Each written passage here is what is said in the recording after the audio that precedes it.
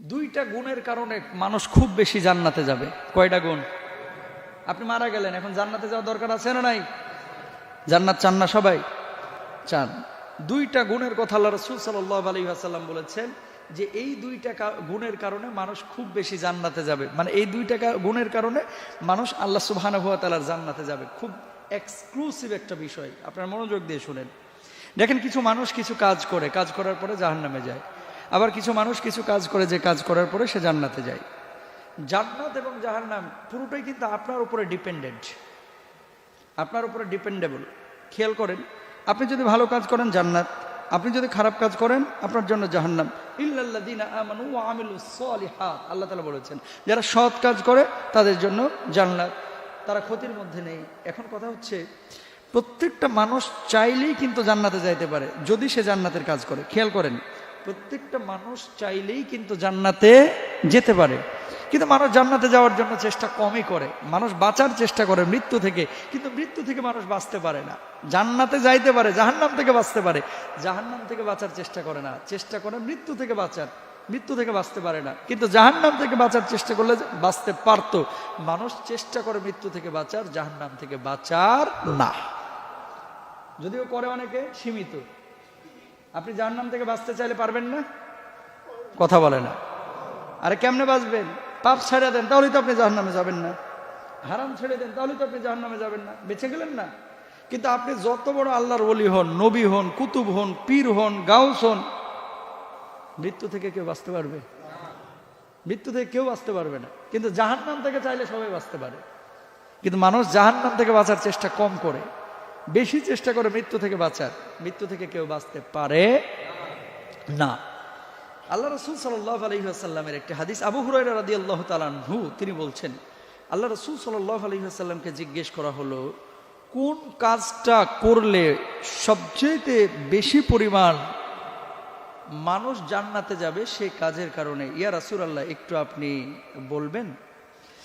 আল্লাহর নবী বিশ্বনবী সাল্লাল্লাহু আলাইহি ওয়াসাল্লাম তখন বললেন, দুইটা কাজ। কয়টা? এক নাম্বার হচ্ছে তাকওয়া অবলম্বন করা, তাকওয়া ভিত্তিক জীবন যাপন করা। যদি কেউ করে আল্লাহ রাব্বুল আলামিন তারে জান্নাত দিবেন। দুই নাম্বার হচ্ছে উত্তম চরিত্রের অধিকারী হওয়া, উত্তম চরিত্রের মালিক হওয়া, উত্তম চরিত্র, মহান চরিত্র। এই চারিত্রিক গুণাবলী নিজের ভিতরে নিয়ে আসা, সেই অনুপাতে কাজ করা। এই দুইটা চারিত্রিক গুণাবলী যার মধ্যে থাকবে, আল্লাহ রাব্বুল আলামিন তারে জান্নাত দিয়ে দিবেন। বলুন সুবহানাল্লাহ। সাহাবীরা জিজ্ঞেস করলেন, ইয়া রাসূলুল্লাহ মা মানা তাকওয়া, তাকওয়াটা কি? আল্লাহর নবী সাল্লাল্লাহু আলাইহি ওয়াসাল্লাম জবাব দিলেন, আঙ্গুল উঠাইলেন, তারপরে বললেন আত-তাকওয়া হা হুনা, ইশারা করলেন তাকওয়ার জায়গা হচ্ছে অন্তরে। অনেকে দাড়ি টুপি নিয়ে দেখবেন সিগারেট খাই, দাড়ি টুপি ঠিকই আছে, নামাজ ঠিক মতো পড়ে না। আবার এমন আল্লাহর অনেক ওলি আছে, টুপি মাথায় নাই, কিন্তু নামাজের মধ্যে যখন দাঁড়ায় এই চোখ দিয়ে দরদর করে পানি পড়ে, আছে না নাই? তার মানে পাঞ্জাবি, টুপি এগুলো সুন্নতি পোশাক, দাড়ি এগুলো সুন্নতের বিষয়। চেহারা সুরত এটা দিয়ে একটা মানুষকে সার্টিফিকেট দেওয়া যাবে না যে এই মানুষটা ভালো। দেখতে সুন্দর হলেই সে মানুষটা ভালো হয় না। বরং বিবেচনা করতে হবে কোন মানুষটা খুব বেশি আল্লাহরে ভয় করে, সেই মানুষটাকে সম্মান বেশি দিতে হবে, কারণ তাকে আল্লাহ বেশি সম্মানিত করেছেন। সুবহানাল্লাহ। তাহলে আল্লাহর ভয়ের জায়গাটা হচ্ছে কোথায়? অন্তরে। কোথায়? অন্তরে। কিছু মানুষ দেখা যায় হাতটা তুললেই কাঁদতে কাঁদতে বুকটা ভিজিয়ে দেয় আল্লাহর ভয়ে। আর কিছু মানুষ এরকমও দেখা যায় যে সারা জীবনে কান্নাকাটি নাই, চোখের পানি এক ফোঁটাও আনতে পারে না। আবার কিছু মানুষ দেখবেন খালি শবে বরাতের রাতে কান্দে, আর সারা বছর কান্দাকাটি নাই। কথা বলেন। তাহলে আল্লাহর ভয়টা অন্তরে। যার ভিতরে আল্লাহর ভয় বেশি আছে, ওই ব্যক্তি এই ভয়ের কারণে আল্লাহর জান্নাতে বেশি যাবে। বলুন সুবহানাল্লাহ। কয় নাম্বার গুণ? দুই নাম্বার উত্তম চরিত্র, মহান চরিত্র। ইবনে আব্বাস রাদিয়াল্লাহু তাআলা আনহুকে জিজ্ঞেস করা হলো, মহান চরিত্রটা কি? খুলুকুন আযীম, এই মহান চরিত্রটা কি? তিনি জবাব দিলেন, এটা হচ্ছে মহৎ দিন। মহৎ কি? দিন মানে ইসলাম। যে যত বেশি ইসলামকে ফলো করবে, ইসলামের বিধিবিধানগুলোকে মেনে চলবে, সে তত বেশি জান্নাতে যাবে। বলুন সুবহানাল্লাহ। আহা, মানুষ বুঝে না এগুলা। রাসূল আকরাম সাল্লাল্লাহু আলাইহি ওয়াসাল্লামের গোটা চারিত্রিক যে বিষয় বলেছিল এই অনুসরণ করে এগুলোকে মানা, সুন্নাহ অনুযায়ী জীবনযাপন করা। আলী রাদিয়াল্লাহু তাআলা আনহু তিনি বলছেন মহান চরিত্র হচ্ছে কোরআনে বর্ণিত আদব, শিষ্টাচার। মানে কোরআন যা বলেছে আপনারা তা করতে হবে, কোরআন যা বলেছে আপনাকে তা মেনে নিতে হবে। কিন্তু খেয়াল করেন, আমরা অনেক বিষয় আছে যেগুলো কোরআনে আমার পছন্দ হয় সেগুলো আমি মানি, যেগুলো আমার স্বার্থের বিপক্ষে চলে যায় সেগুলো আমরা মানতে চাই।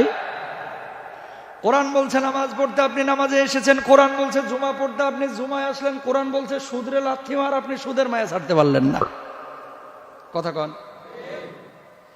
কোরআন বলল মোহরানা দিয়ে বউ আনো, যৌতুক নিও না, আমরা শুরু করলাম যৌতুক নেওয়া, মোহরানা না দেওয়া।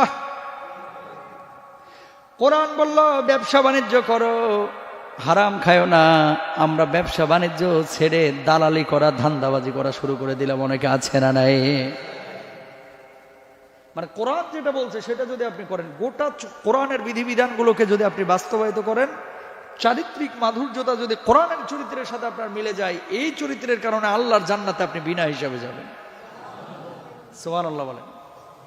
এটা ডিটেল আলোচনার প্রয়োজন, এটা ধারাবাহিকভাবে অনেক সময়ের প্রয়োজন। কিন্তু একটা জিনিস মনে রাখেন, যেই চরিত্রের কথা আল্লাহ রাসূল বলেছেন সেই চরিত্র যদি আপনার ভিতরে থাকে আপনি জান্নাতে যাবেন। এই দুইটা কাজ, দুইটা বৈশিষ্ট্য, এক হচ্ছে তাকওয়া আর একটা হচ্ছে উত্তম চরিত্র, যদি আপনার ভিতরে থাকে এই দুইটা চরিত্র আপনাকে খুব বেশি জান্নাতে নেবে। সুবহানাল্লাহ বলেন। ইয়াদিলুহু আকরাবু লিত্তাকওয়া। আপনি মানুষের সাথে ক্ষমাশীল আচরণ করবেন, আদালত কায়েম করবেন, ন্যায় বিচার প্রতিষ্ঠিত করবেন, নবীর প্রেম মহব্বত ভালোবাসা হৃদয়ের মধ্যে রাখবেন, আর তাকওয়া অবলম্বন করবেন। ওয়া ইয়াত্তাকিল্লাহ ইয়াজআল লাহু মাখরাজা। যদি আল্লাহকে আপনি ভয় করেন, আল্লাহ তাআলা আপনার জন্য নানান পথ উন্মুক্ত করে দিবেন। সুবহানাল্লাহ কোন। সুতরাং জান্নাতে যাইতে চান কি চান না? আরো জোরে বলেন, চান কি চান না? প্রিয় ভাইরা, আবার জান্নাতে তো আপনারা যাইবেন, জান্নাতে যাইতে চান। আবার অনেকে এখন দেখতেছি যে নিজে বড় বড় সিদ্ধান্তও নিয়ে নিচ্ছে। মানুষ যে পাপগুলো করে, এই পাপগুলো কেন করে জানেন? এই যে নিজেকে নিজে গুলি করে দেয় অনেকে, তারপরে নিজের জীবনটাকে নিজে ধ্বংস করে ফেলছে, নিজের সন্তানকে নিজে হত্যা করে ফেলছে।